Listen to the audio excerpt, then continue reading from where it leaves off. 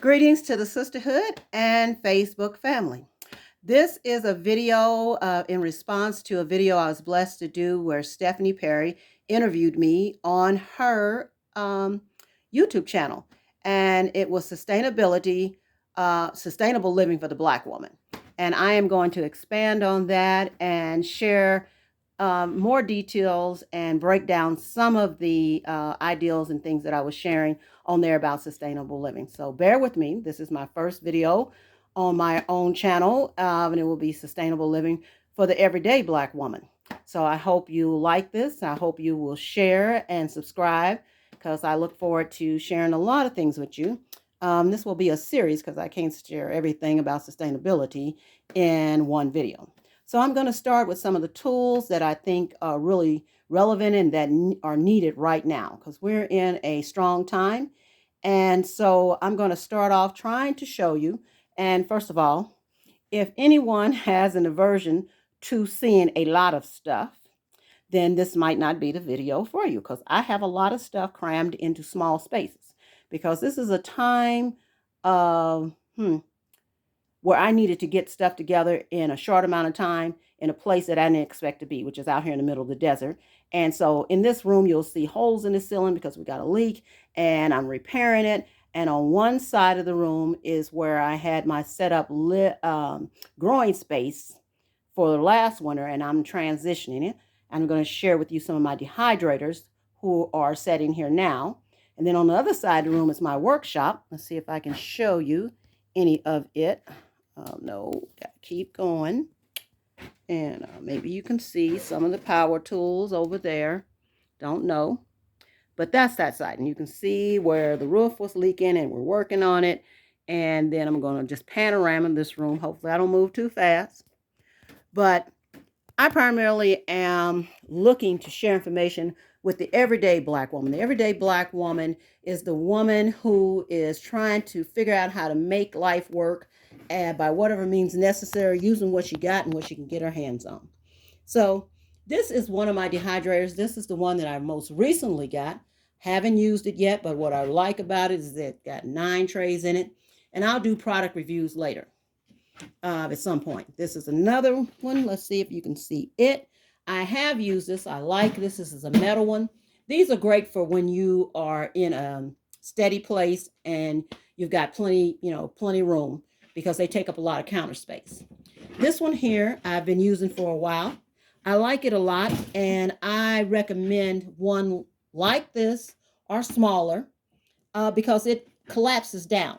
Hopefully you can see over here in this corner where it collapses down into a much smaller dehydrator. But for me, dehydrating is one of the primary tools that's needed right now. And so I'm going to share why that's important to me. I'm going to move into another area. And on my way, journeying through my many rooms, I'm going to share with you, I talked in the other video of Stephanie's about herbs and the importance of herbs. And so I order, and yes, this is my creativity area. Those are my baskets for sewing fabrics. That's some jewelry that I've made. Don't want to go too fast. I know that makes people dizzy, makes me dizzy. This is one of my leather machines. My shoemaking machine I haven't even unboxed and put together. Yeah, it's one you have to put together. But I will. Regular sewing machine. Over there you can see, you won't know what it is. But anyway, there's a hemming machine, an embroidery machine, and an overlock machine. My background of doing sewing for years. But that is another key part of sustainability, is being able to make or remake whatever you come across. But right now we're going to look at these herbs. Hopefully I can get, in this shot. I'm trying to move the camera. Sorry. I don't know how to get it. Okay. This is things that I buy from suppliers, and I have to order a lot of stuff online from different places because of where I'm located. But I'm getting everything but what I'm trying to get. Okay. Well, me and the camera, we have issues, but hopefully you got an idea about it. Anyway, I'm going to go move into, I do want to highlight salt. Getting salt is critical. Yeah, look it up, research it. I'm not going to elaborate on it now, maybe in another video. If anybody would like for me to elaborate on any aspect of anything that you see, let me know. So we're going to move along. I'm going to pan it back around to myself as we move through here. I'm going to show a little bit of the canned food that I've been canning. And this is just a small amount. It's somewhere, anywhere, and everywhere. As I said on the other video, I'm blessed to have a mobile home. Oh, wow. Well, this is really dark. I don't know why that is. Okay, here we go. All right. And it is a mobile home that is taking a lot of fixing and working on. So I am going to share here. Hopefully, we'll be able to see some of the other herbs and in my pantry. And so this is going to be a series of sustainable series of sharing of information. I can't, like I said, do it all right now. But I just want to point out some things that I talked about in the other video and show in actuality. And again, I have no ability with this. Okay, so these are dried tomatoes, very delicious. Dried mushrooms, straight from the store. Tomatoes, part from the garden, part from the store. These are leaves. This is spinach, straight from the store. Here, let's see if I can get this. Okay. This is mixed vegetable from the freezer section. These are leaves of various different things. Purslane, spinach, all kind of leaves. I dehydrate them. I grind them. This I wanted to cover because on the other video, I talked about not being able to eat spinach and pumpkin leaves. And a brother that was listening, who is a minister who lives in the next town, I haven't met him in person, but he's married to a sister from Nigeria. And she let me know through him that in there, they eat the leaves. So I researched and found out very much true in many countries. They grow the squash and pumpkin mainly for the leaves. So I lost a lot last year. Believe me, I didn't lose that many this year. You wouldn't believe how many leaves this is. It'll grind up, make a wonderful powder. This one here is some of the stems. I still did lose quite a bit, but not as much. This was a big basket of limes that a restaurant was going to throw away because they were getting older.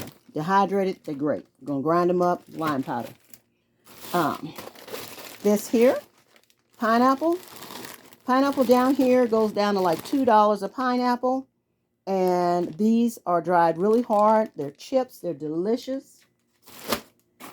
This big bag is some sweet onions. And I have baskets full of them. 18-wheeler turned over on the road not far from here. And people out went and got, whatever they could use in the moment. Not me. I went and me and my son, we got a van load. And I still got plenty to dehydrate. Because onion powder, I don't know if people don't understand that part of what they were trying to find out or find when they left Europe, so they say, in ships, was looking for spices and seasoning. Food does not taste good without spices and seasoning, and onion powder is some of that. So I just wanted to share some of the things and why I think it's so important to dehydrate food, and to show that I'm actually doing a lot of what I talk about. I also wanted to share some of the other things that I think is critical to sustainable living. And one of those things is what you think about. And I just want to go on one thing. There's many things, but right now I'm just going to go with toilet paper. Okay, so there's this big thing about people, getting a lot of toilet paper when we had Rona first showed up. And putting people down for getting a lot of toilet paper. But I really didn't understand it because I don't know about you, but many times through the day, I need to use some toilet paper. Okay? I don't know too many humans that live in, so-called modern society Now you might live somewhere where there's a bunch of leaves and stuff, and you handle it with leaves. But I don't really know that many people that do. But I know there are some. But I live in a desert, and there's cactuses and thorns on anything and everything that grows out there almost. And the rest of it is ground up rock, so that's not gonna work. But if you live in the city, in an apartment or a house, you still would be better off with some toilet paper. So you're thinking these things. Who is telling you that that's hoarding? Hoarding is when you got an excessive amount of something and you are continuously getting it. But you couldn't possibly be hoarding if you don't have enough food and necessities, which includes toilet paper, in your home for every person in your home for at least 6 months. Okay? So I don't know if you've ever been around a 2-year-old or a baby with a rash and you ain't got nothing to wipe that bum with, or somebody with diarrhea, excuse me. Oh yeah, you don't want to hear that word, but diarrhea without toilet paper. So please quit listening and think about what you think about. Okay? Because it's very important in these changing times. Because right now they're talking about we're going to have a food shortage, or we're in the midst of a food shortage. I've seen posts, pictures of shelves half empty throughout stores across the country. Maybe you might want to check out some prepper sites or something other than, the fashion and the clothes, because that's all good. But this might be a time, well, I'm a sustainable person, so that's what I'm trying to share with you. It's about sustainability. So I'm going to suggest that you check out some other channels. Because most of the channels, if you check out farmers, country people, homesteaders, preppers, most of the videos you'll see are white folks. There are some black folks that's doing it. There's Lead Farmer. There's Homestead Heart. There's some other. But the everyday black woman needs to be up on her game. Because our community, when we talk now, I'm out in the desert, but I have lived in Atlanta, Nashville, all kind of other places. Just left Des Moines, Iowa, and lived in the city, lived in the community, lived in the hood, and we eat there, and we wipe our buns there, and we need to be warm there, and we need water there. And so a great deal of depends on the everyday woman. The everyday woman is that woman who works at the hospital, who works at the school cafeteria, who's driving buses, who's driving trucks, the social workers, the one at the shelter, the everyday woman that even is homeless in the community, but yet she looks out for other people. A lot depends on the everyday black woman. So that's why I focus on sharing with the everyday black woman. Because a good part of my life, I've been the everyday black woman, and I'm still that everyday black woman right now.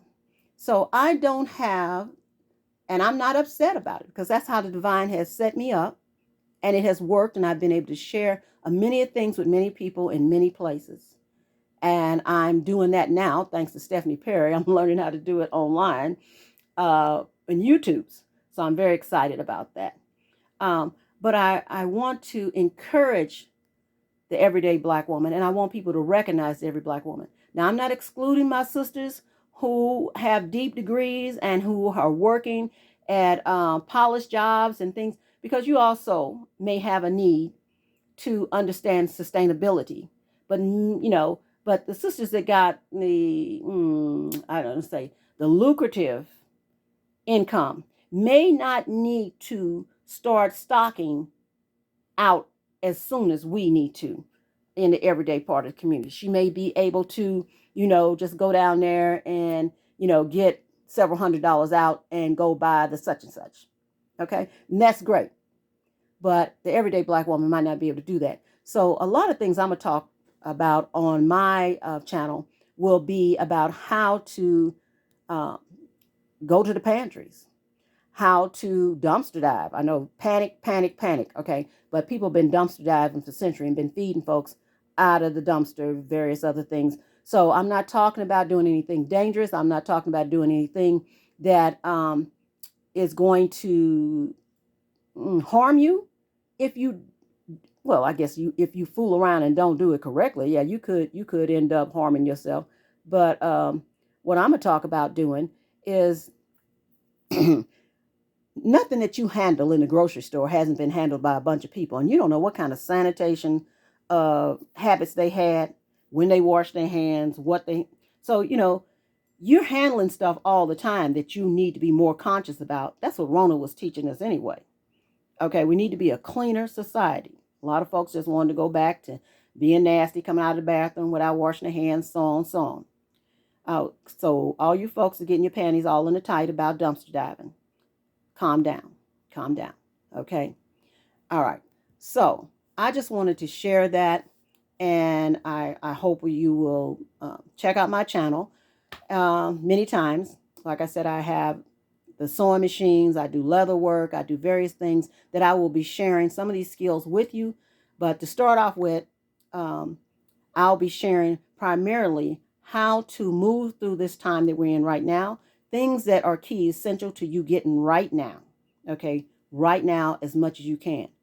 Okay, and that's food and a dehydrator. And if you can't get a dehydrator, learn how to dehydrate with your oven.